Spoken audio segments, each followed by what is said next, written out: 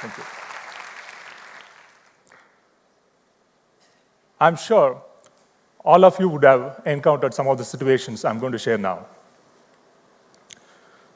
Someone in your office misses a deadline, and the first thing that you hear is he needs to improve his leadership skills.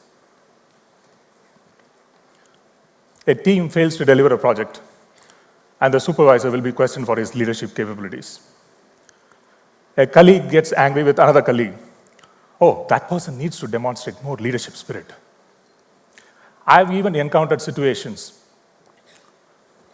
where someone will come to me, give some work, and say, can you please do this? Thanks for your leadership. At some point of time, I started even questioning this idea of leadership. Is this an incentive invented by companies to make employees do more work?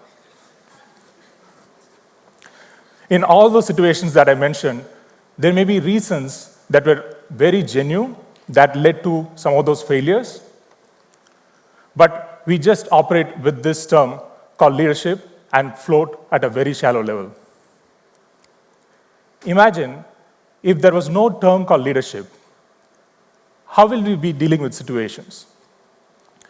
If someone didn't finish a project, we will examine the reasons why he couldn't finish the project and fix it.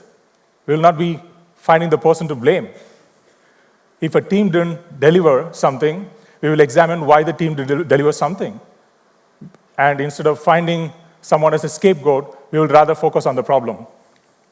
If there is a power cut in the country, we will not be questioning our prime ministers for their leadership skills, but rather we will find solutions or learn to accept the reality and live in darkness. There are over hundreds of definitions of leadership, and almost all of them focus on one individual called leader and his or her personal characteristics.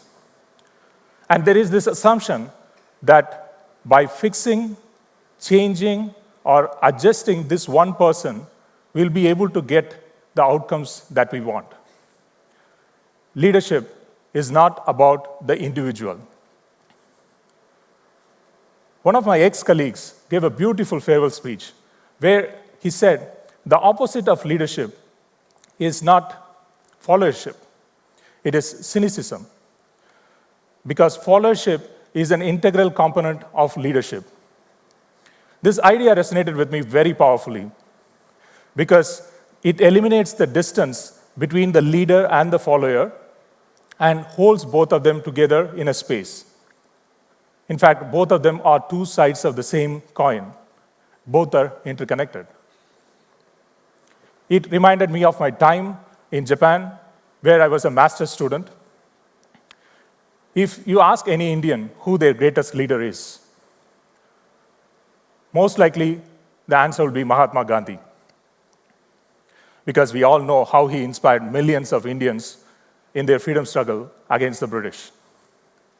If you ask this question to somebody from Africa, the answer may be Nelson Mandela.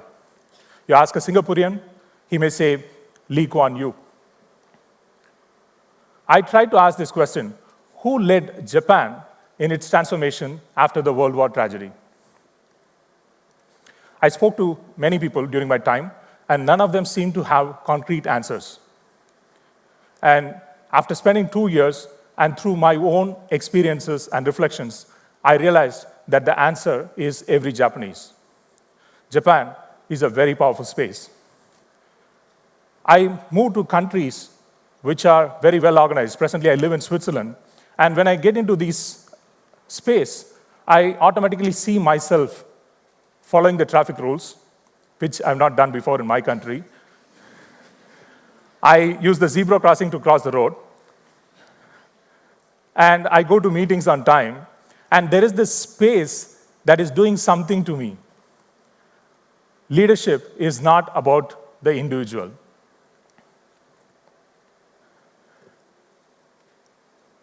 Imagine groups of birds, you call it the swarm of birds, schools of fishes, how they fly.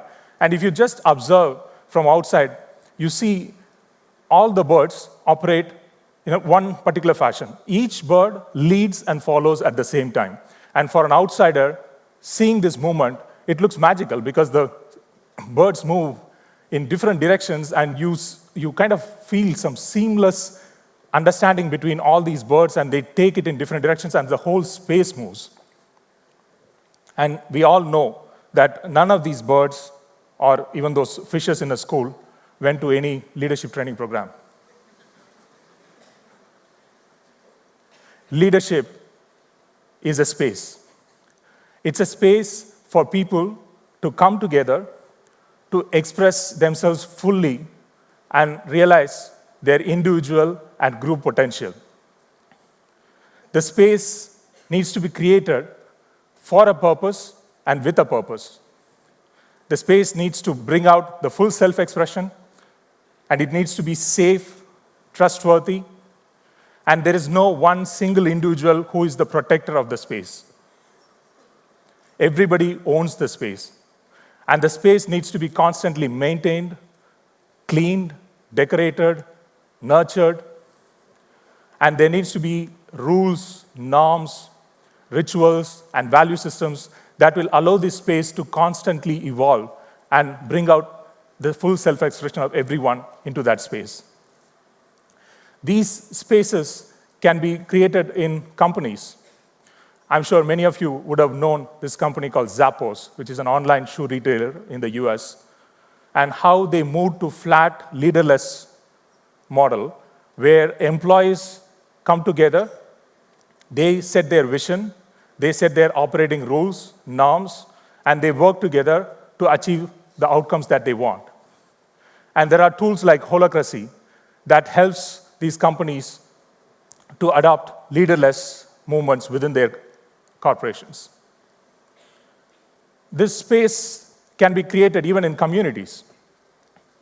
Through my current role, we are creating these spaces called hubs in over 452 cities, where young people in the age group of 20 to 29 get into this space.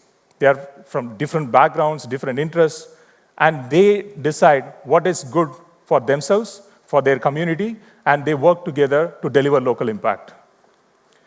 This space can be created in families as well. I have 2 kids. Every day before going to bed, we all get together, and we have created a space for ourselves called the gratitude session. We start with things that we didn't like during the course of the day, and all of us will get the dislikes out of our system, followed by checking in on the goals that we have set for ourselves during the week. So for my daughter, her 3 goals are going to school at 7:50 a.m. in the morning. Every day she will be checking for things at the last minute, and as a result, she will not be going to the school on time. And she said, I will go to the school at 7:50 a.m. And the moment she fixed it, all the other things started falling around. And she said, I will practice music for half an hour during lunchtime. And I will do my assignments between 6 to 7:30. And likewise, each one of us will share the 3 goals. And followed by a gratitude space where each of us will thank 5 things that happened during the course of the day. Day before yesterday, my son's 5 things. He said, I thank Appa, which is me, for printing a beautiful horse picture for me.